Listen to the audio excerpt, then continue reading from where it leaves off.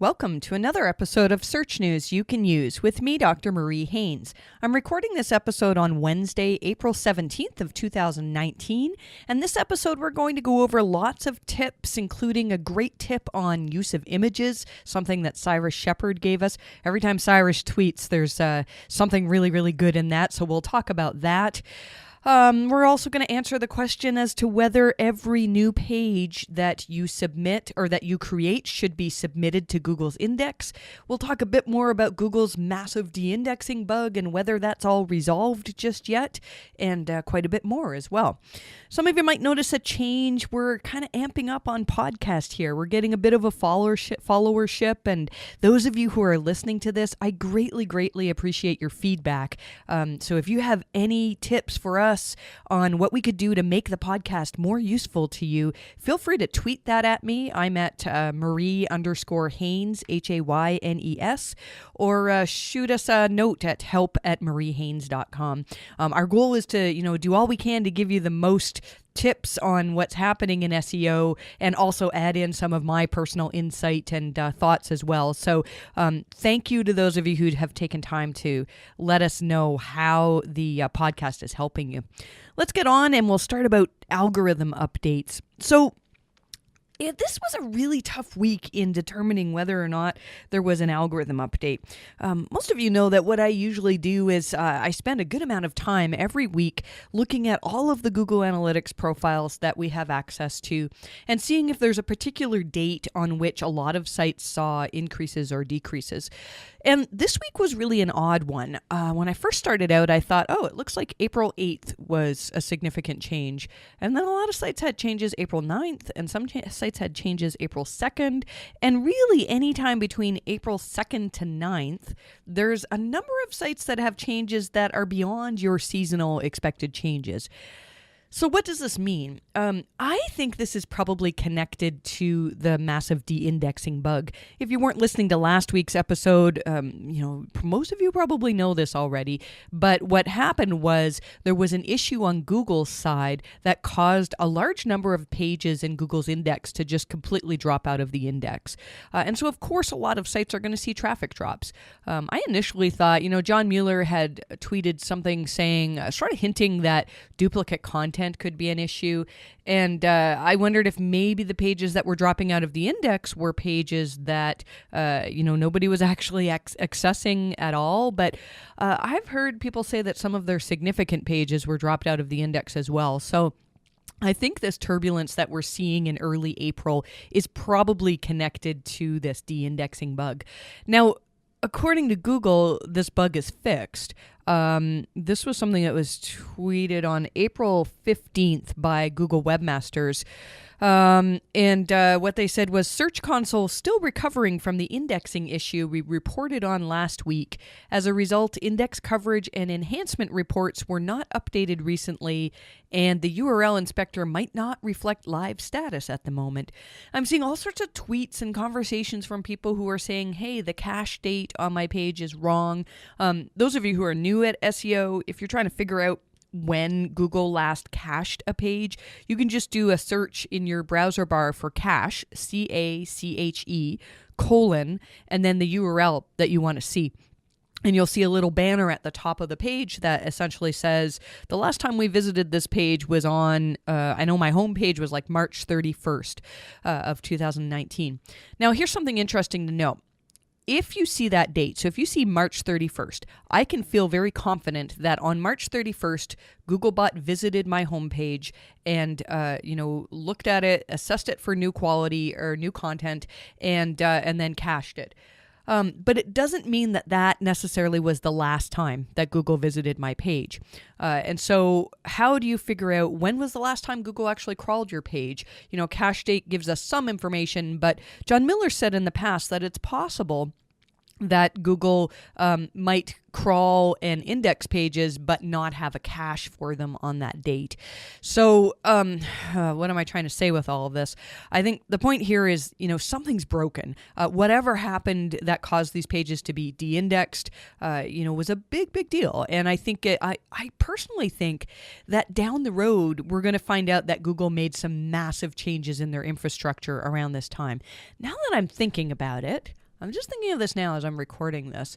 When I was in the Google offices in New York City and John Mueller was there, that was just a couple months ago, a lot of important people from Google were at this meeting. So people flew in from all over the place. Now, maybe Google does this all the time, but I think it's certainly possible that Google made a massive change in their engines, basically. And I've said this before, but if you remember when Hummingbird first came out, 2 months after it came out, Google said, oh, by the way, we drastically changed our algorithms and nobody noticed. And then, of course, a bunch of SEOs were like, oh, no, I noticed. I just didn't say anything. And, in hindsight, when we looked back, we could say, oh, yeah, okay, it makes sense that something changed here. But in this case, I think that's probably what we're going to find out. So according to Google, the de-indexing bug is fixed. I see tons of people that are talking about pages that still are not in the index. The question is, were they ever in the index? Now we're paying attention to it. And maybe they won't get re-indexed. Maybe Google's got a new system of determining which pages are duplicates of others. And so there's still a lot of information that we don't have on this issue. If you are still noticing that a lot of your pages are not in Google's index, I would suggest submitting them using the Search Console request indexing tool. And but if you have thousands of pages, there's only so much that you can do. So really, I think most of this issue is resolved, but I don't think it's 100% cleared up just this yet. Let's talk about the Google Search Console performance report. Google announced back in February that starting April 10th, so that happened last week, that they're going to consolidate a lot of canonical pages in our Search Console reports. And this can get really tricky to understand. So I'm going to tell you how I understand it, and it might not be 100%, but the way I understand it is if you have pages that are canonical versions of each other, so let's say you had an M.dot site for your mobile version, and then you also had the regular version of your site, and those two pages, the M.dot version of your homepage and the non-M.dot version are exactly the same page and they're canonicalized to each other. In the past, in Search Console, we would see different stats for the M.dot version as for the current, the desktop version. And now apparently all of these statistics are going to be rolled into one. And I think a lot of SEOs are not going to like this. So I haven't heard people complaining about it. I did see some tweets saying that, okay, now it's live. We'll see. So pay attention to that. If you have a lot of, especially if you're like an e-commerce store and you have a lot of faceted URLs using different parameters and whatnot, you might find that your reporting is significantly different. So we'll probably have more to report on that in the months coming. There's a lot of talk about AMP lately. I think there was a big AMP conference, perhaps in Tokyo. I'm not sure exactly where it was, but there was a big AMP conference recently. And one of the things is that we are now soon going to be able to use JavaScript on AMP pages. It looks like they're calling it AMP script, and it's custom types of JavaScript that can be used in an AMP page. And that's actually a really big deal because AMP pages, we know that they're sort of slimmed down versions of the regular page so that they can load quickly. So this is neat that we can now start using JavaScript. I'm not going to go further on that because that's more of a developer topic, but I thought it would be something that most of us would want to know about. I know a lot of you are not fans of AMP, but I don't think it's going away anytime soon. In fact, Google was talking about the fact that, this is just today, AMP stories are soon going to have their own section in the search results. And so AMP stories, I was just talking with my team about this, that I really think it's going to be a big thing. I could be wrong on this, but the idea is it's kind of like an Instagram story. And one of the examples that was given at the conference on AMP was that a general query such as things to do in Tokyo might result in search results that have AMP stories at the top. This is just on mobile. So if somebody is doing a mobile search and says things to do in Tokyo, the whole above the fold content is apparently going to be taken up with AMP stories. I mean, assuming that there are AMP stories that are available. And the idea is that you can create this story where people can swipe and see images and see text as a search result. It's almost like its own little website, basically, the way I understand it. So I don't have any specific advice on what to do for this just yet, but I think that those of us who can get in early on these AMP stories will see some very, very big benefit from it. That's my guess. We'll see if I'm right about that. The other thing, too, is that AMP stories are going to be reported in Search Console now, and so you can get more information on just specifically your stories in Search Console as well. This was an interesting tweet talking about organic position -1. So we had, remember when featured snippets came out and nobody really knew what to call them? I think we called them a number of different things. And then I think it was Dr. Pete from Moz who coined this term position 0 because we knew that if you rank number 1 organically, we know what that is, but featured snippets are above that organic number 1 ranking. And now they're saying, what does it mean to rank even above that? So I don't know if I agree with the -1, but the way that you do it is in Google Discover results. And Google Discover is something, again, that it's not hugely widely adopted as far as I can see, but it's very, very valuable. And I use it on a daily basis. So Google Discover, if you have an Android phone, I know I have it on my Pixel phone. I'm not sure if all Android phones have it. Actually, I don't even know if maybe an iOS phone does, but the point is that it's basically giving you a feed of stories you might be interested in, and you can train the feed. So, for example, we went a few months ago to Detroit, and we saw the Detroit Pistons play a basketball game. Now, I'm not a big NBA fan. Football and hockey are more my thing, but yeah, we went to the game. It was fun, and now Google they think I'm a massive Detroit Pistons fan, and so my Google Discover feed was filled with stories about the Pistons, stories about the city of Detroit and sports in Detroit. And so you have to train the feed. So I basically said, look, I'm not interested in the Detroit Pistons. Or you can say, I would like less information on the Detroit Pistons. And now that I've been doing this for a couple of months, Google's feed is actually really good. It gives me information on Fortnite that I really like. It gives me SEO information. It's quite good. So we should be paying attention to this Discover feed. And I'll be honest, I don't know a lot of information about how to rank there. I feel like AMP can give you quite a benefit, but this is something we should be paying attention to for sure. Let's talk a little bit about site colon searches.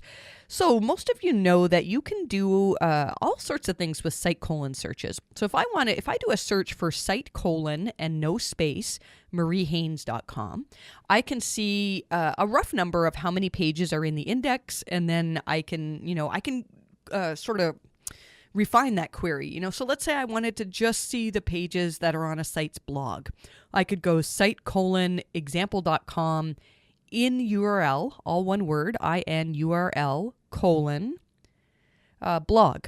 And then I'll see all of the URLs from that particular site that have the word blog in it. And so one thing that John Mueller pointed out is that you have to be careful in the counts that site colon gives. So we'll often do something where we'll say, look, your sitemap says you have 200 pages on your site, and yet when you do a site colon search in Google, there's 100,000 pages. And so that's usually a good sign that there's some type of a thin content issue going on, or some type of massive duplication, something that's not really normal. If you only want to have a small handful of pages indexed and Google's got 100,000 pages indexed, then that's not good, because you want Google to index your highest quality pages. So the site, I think John said this a few times. His point that he's trying to make, I think, is to say, look, you can do some cool stuff with the site colon query, but it's not 100% accurate. And so if you do a site colon search and you're like, ooh, my site has 300 pages, but I'm only expecting 280, like maybe it was 280 pages. It's not a big deal. So I still think it's useful for surfacing certain pages just to see if Google's got them indexed. But we should not be putting a lot of stock in the actual number that it gives us, unless it's wildly different than what we're expecting to see. Somebody asked John Mueller in Reddit about use of Blockquote. So Blockquote is an HTML feature similar to bolding or italics, something like that. And you can use Blockquote to basically say, hey, we're quoting somebody here. And, in some WordPress themes, it'll make the CSS will make it so that it's got a nice curly bracket around it, and it looks very much like a quote. But somebody asked John Mueller whether using Blockquote would help Google to recognize that, hey, I'm not stealing this content, I'm just quoting somebody. And I'm going to read John's response out here. Google doesn't treat Blockquote or any of the other elements in a special way when it comes to quoting other pages. The important part is really just to make sure that whatever you're publishing has unique value of its own. If it's just a rehash of someone else's content, quoting it with no added value, then that doesn't really leave a good impression neither to Google or users. For example, if someone were to take this reply and copy it one-to-one, that's actually kind of ironic because this is in our newsletter. We did take his quote and we copied it one-to-one. So he says, and add more information on how duplicate content in general is handled by search engines, then that could be quite useful. So here's the point. John's saying that if you want to quote somebody, that's fine. As long as you're not taking their entire quote and that's your entire article. If your entire article consists of things that people can just find on other documents, then that's not a good thing. Putting it in Blockquote doesn't give it any special. It's not like Google says, oh, okay, I see you're quoting, so we're not going to treat this as duplicate content. So use Blockquote. I kind of use that as a design element. I don't think it has any impact in Google's assessment of quality for a page or a page's ability to rank. Does Google use HTML to text ratio in ranking? So a lot of the audit tools we've been using a lot lately, the SEMrush site audit to do a quick crawl of a site. And they'll often tell us that certain pages have a low text to HTML ratio. So that means, just like it sounds, that if you look at the ratio of how much actual text is on the page for a user to read as compared to the other elements on the page, sometimes it can be a way to find the thin content on your site. But it's important to know that just because a tool flags a page as low text to HTML ratio, it doesn't mean necessarily that that page is thin. And so what we do is we'll use that section of the SEMrush report to essentially say, okay, let's look at these pages, and then we make a manual decision. We make a decision with our brains as opposed to a tool to say, like, is this a page that somebody would want to land on from search? And if, they have lots of these pages where they have low text to HTML ratio and nobody's ever landing on them, we'll often look at Google Analytics data to determine that as well. Then these might be thin. We're really finding one of the best ways to find thin content for a site is to look in Search Console in the index coverage report. And it'll tell you the pages that are discovered. I think it says crawled, but not currently indexed. And a lot of the time, these pages that are low text to HTML ratio will appear in there as well. So again, it's not like you can say, oh my goodness, Google crawled this page and they didn't index it, it must be low quality. But if you look at the patterns, and what we'll often see is that a site will have many, many pages that fit this exact pattern. And so I think it's just something to know. It's something that can help you make decisions, but we wouldn't make decisions based 100% on this metric.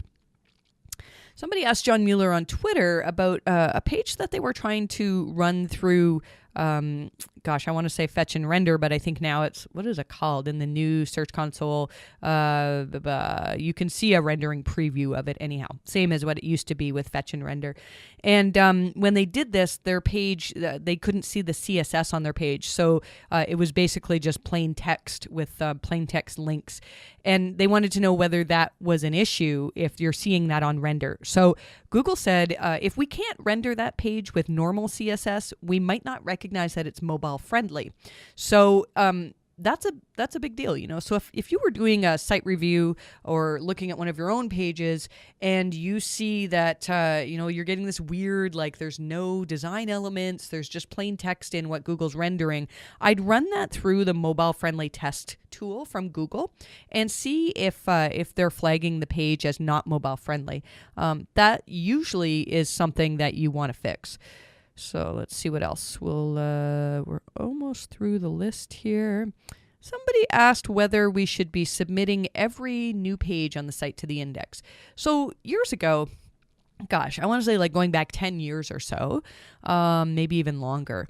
Every time we published a new page, we would submit it to Google's index as much as we could, and the idea was it'll get indexed more quickly, and Google, is more likely to index it if we've submitted it.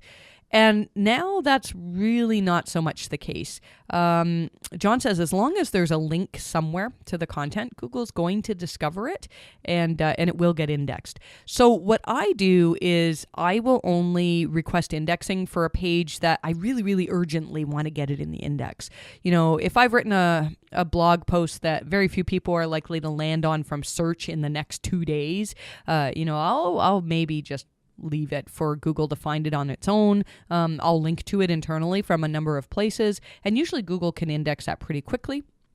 But there's still the odd page where we say, look, we really want to get this in the index as soon as we can, and we'll still submit those. So you don't need to be submitting every single page. But if you want a page to get indexed quicker, there's a chance that that'll happen by submitting it to the index.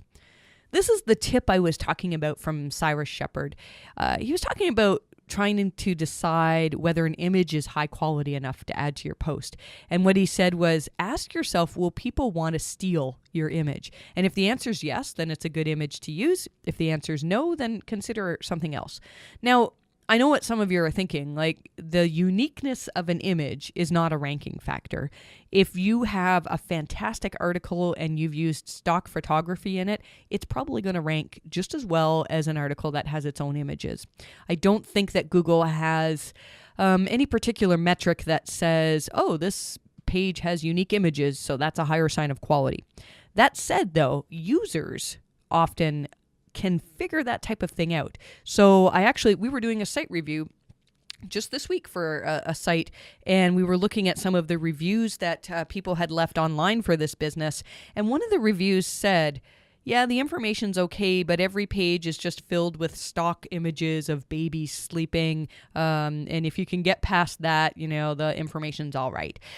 So I really do feel like the more you can do to get users to say, wow, this site is incredible, the better. And so while it's not a direct ranking factor to have unique images, it can make people say like, oh, wow, this page is more helpful than all the other pages that are on this topic. So as much as you can, I would really try to use unique images. I don't think they have to be, professional photographer quality images. One of my most recent posts, I put a picture in that my daughter had drawn. She asked me if she draws a picture of a penguin, would I include it in my work? And I was like, yes, of course I will. So that's just a point to know is, try to put quality into every one of your pages rather than the bare minimum, because this is what Google's trying to measure is the pages that are the best for users, the ones that users like the most. They really want to rank those the best. Somebody noticed that for people who are using Vimeo, which is a video platform, that there's now featured snippets appearing that use the description from a Vimeo video. That's hard to say, Vimeo video. And so this is a new thing. I haven't seen this before. I know I looked into Vimeo many years ago when I was creating a course on Penguin, I think it was. And I didn't end up going with them, but I know a lot of people did. So if you use Vimeo, you may want to check and see if you're winning any featured snippets. And if you see that some of your competitors are winning featured snippets with Vimeo, then you can play around with it. Maybe it's a good thing for you to use. Maybe you could get the same featured snippet with a YouTube video. I don't know, but it's worth checking out for sure. Somebody did a test on it was Max Sirik. My apologies if I've mispronounced your name.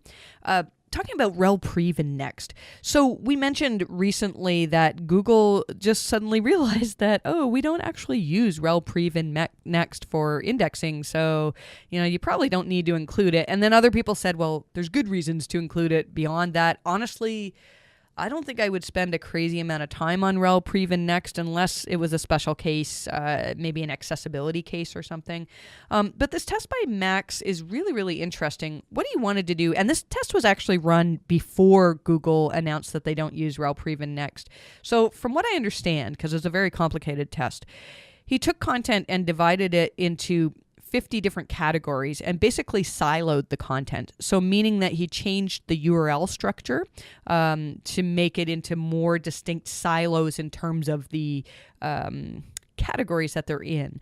And that usually, improves crawlability, improves easy navigation by users, and there's really good reasons to do that. We find that our clients, we have one client that we advised on this at the end of last year, and they saw this massive jump in traffic within a couple of weeks, almost 100%. It was fantastic. Now, not every case is going to be like that. This was a case where just users couldn't figure out how to get to pages on their website, so that really helped.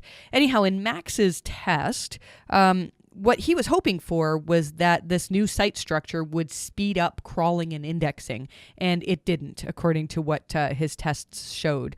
And so he also had some stuff in there about rel previous and next, thinking that the use or the not use of it would impact Google's ability to index pages, to find pages, and really it didn't seem to make a difference either way. So that sort of clarifies that, I don't think Google is using rel prev and next in their algorithms. There was an interesting post on the Deep Crawl blog about which version of Chrome Google's using for rendering pages. So when you run a fetch and render, Google's told us that it's version 41 of Chrome that actually renders the content. And that happens as well when you, even if you're not running fetch and render, but if you're just trying to get a page indexed and it's got all these features, some fancy JavaScript or something like that. We've known for a while now that Google uses Chrome 41, but this is really interesting. The tests that Alec and Bertram from Deep Crawl did, I'm not sure if Alec is from Deep Crawl, my apologies. He tweeted about it at least. The tests that Deep Crawl did were basically looking at features that only became available with recent versions of Chrome. So one of them, and I don't understand what these features are, there's different types of JavaScript scripts and tools and stuff that can be used by certain versions of Chrome. And so one of the things that Google was able to render is something that only came out in version 69 of Chrome. And then there are things in version 70 of Chrome that Google isn't able to render. So Deep Crawl is thinking that either, number one, Google is actually rendering now with version 69 of Chrome, or number two, it's still version 41, but they've patched things to allow for these other new features. So I know that seems like super complicated and not really interesting, probably to most of you. But the point that I'm trying to make is, and this is more of a point for developers than for SEOs, I think. Although really, I think an SEO should be able to assess this. Is if you're rendering pages and you're trying to figure out if you have content on your page that is dependent on some funky JavaScript or some other tool or widget, you really, really need to make sure that Google is able to render that. So let's say you had content that was in some sort of a light box, and the light box used this really fancy JavaScript to be seen. If that content is important to the page, you really, really want to make sure that Google can see the content and can understand what it is. And again, fetch and render, or in new Search Console, just requesting a screenshot of the page really should tell you whether everything's rendering properly. Okay, a couple more things here.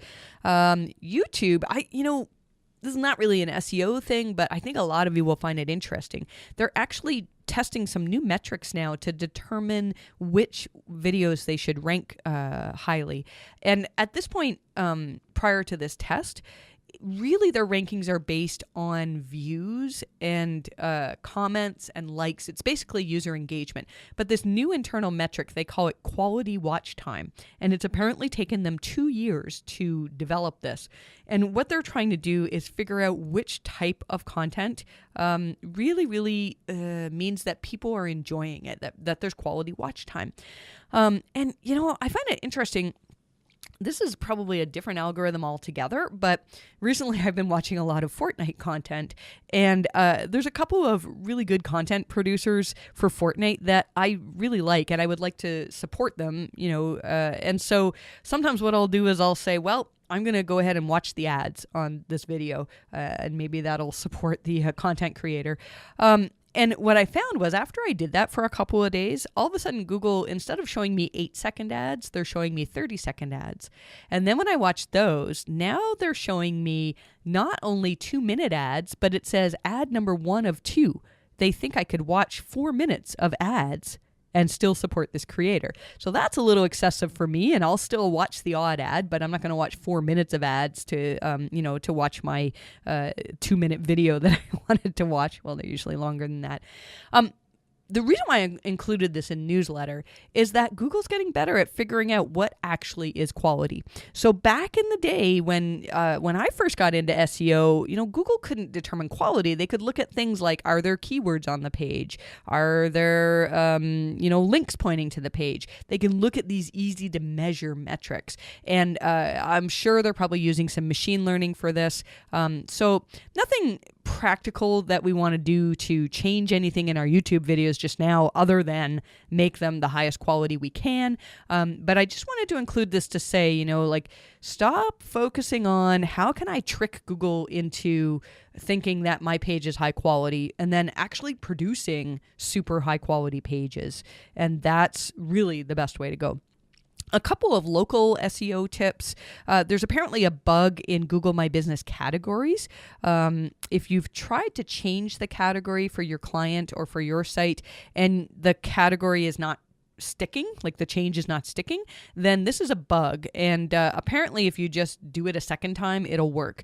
So we've got information in the newsletter on this, and there's a link to the local search forum where there's a better discussion on all of that. And one thing that somebody's noticed here, Andy Simpson tweeted about this, that for Q&A in Google My Business, so question and answer, now we're seeing a little thing where you can mark an answer as the best answer. So if you're doing local SEO and your client has a Q&A section, then you can ask your own questions and you can mark your own questions as best answers. So if somebody has asked a question that, is inflammatory to your business somehow, then get more questions on there, because the questions that are marked as best answer are probably going to appear higher in search results. So that's all that we're going to talk about today. It amazes me how we can have so much to talk about. I could probably go on for hours and hours. I love talking about SEO.